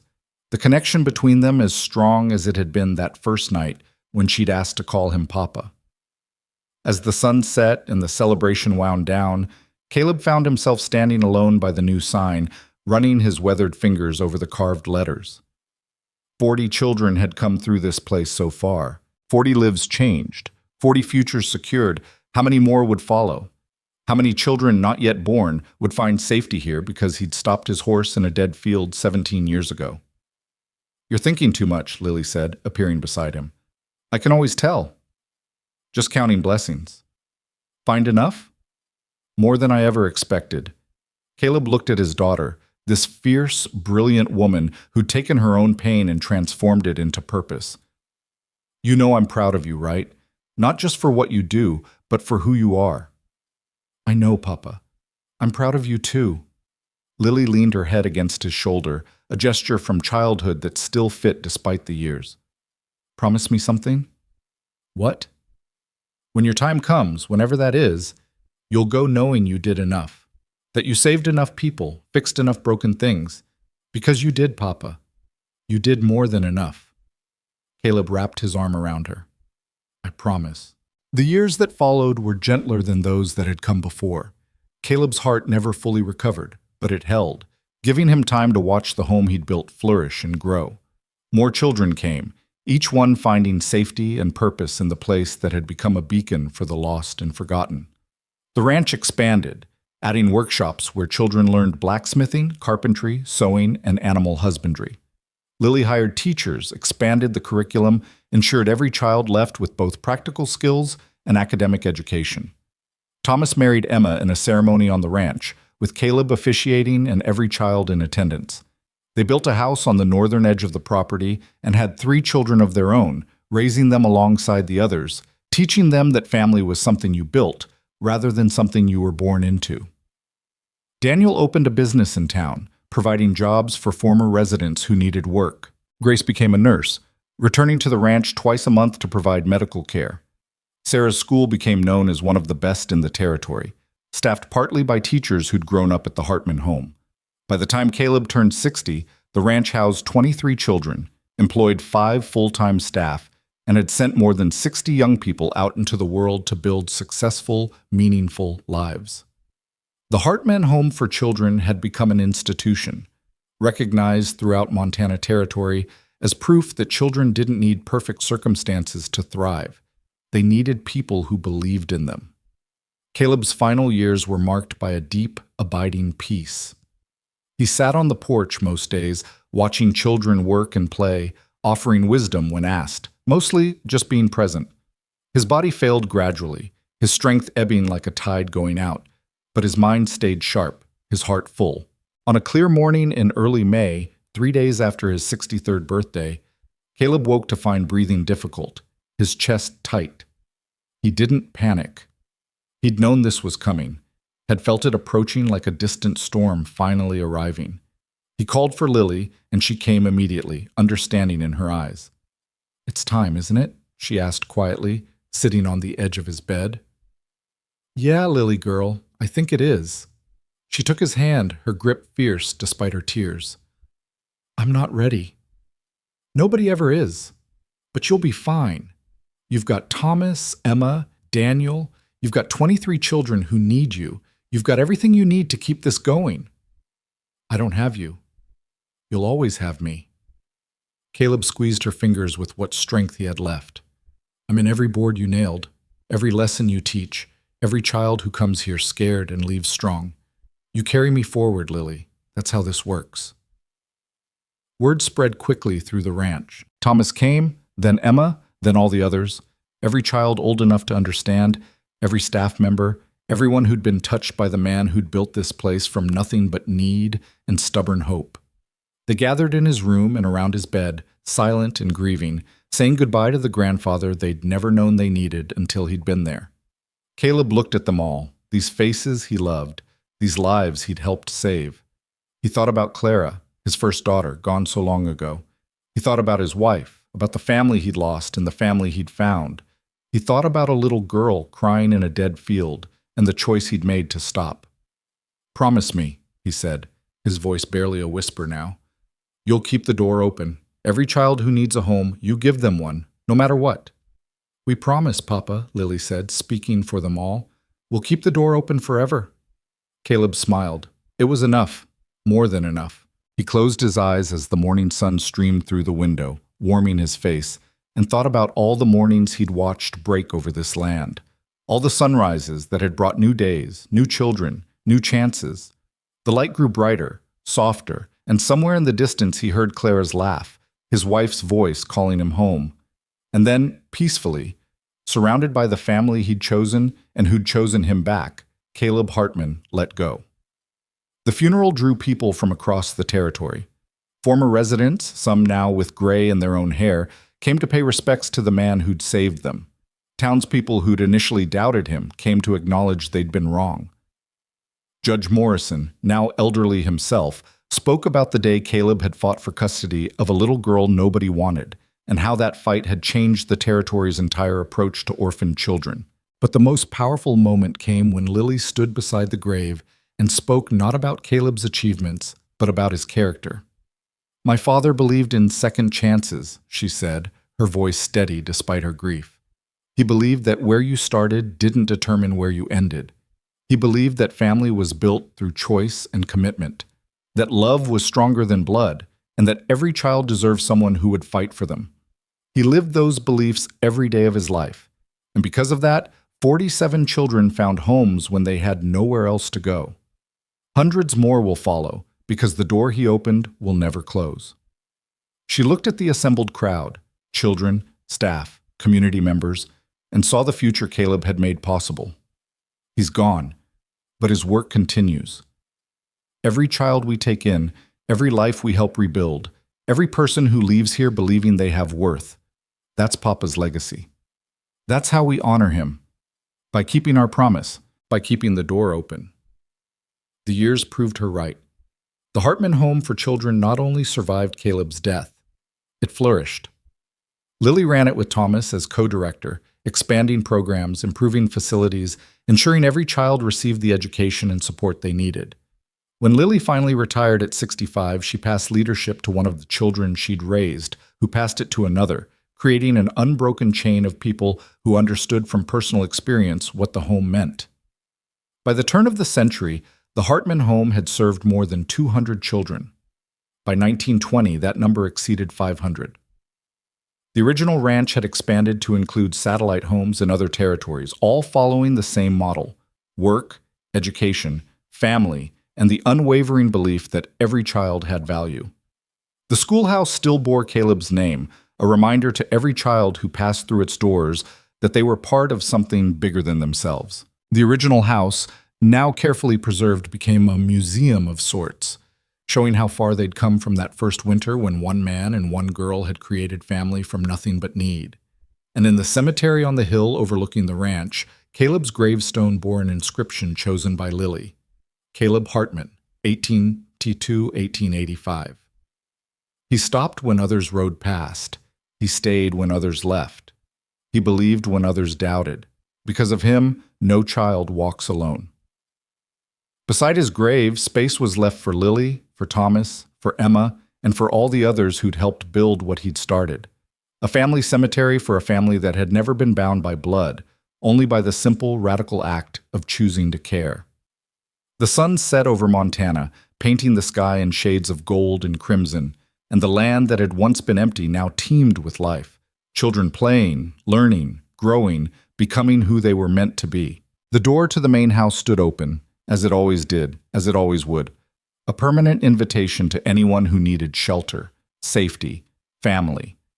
Because Caleb Hartman had learned what too many people never understand, that saving one life could mean saving hundreds, that kindness multiplied across generations, and that the greatest legacy anyone could leave wasn't wealth or fame, but the simple, enduring proof that love, when given freely, never truly dies. It just keeps growing, spreading, touching lives that will never know the man who planted the seed, but will benefit from the harvest forever. And somewhere, in that space between memory and spirit, Caleb watched over it all, content in the knowledge that he'd done what he set out to do. He'd kept his promise. He'd kept the door open. And because of that, countless children, past, present, and future, would always have a place to call home.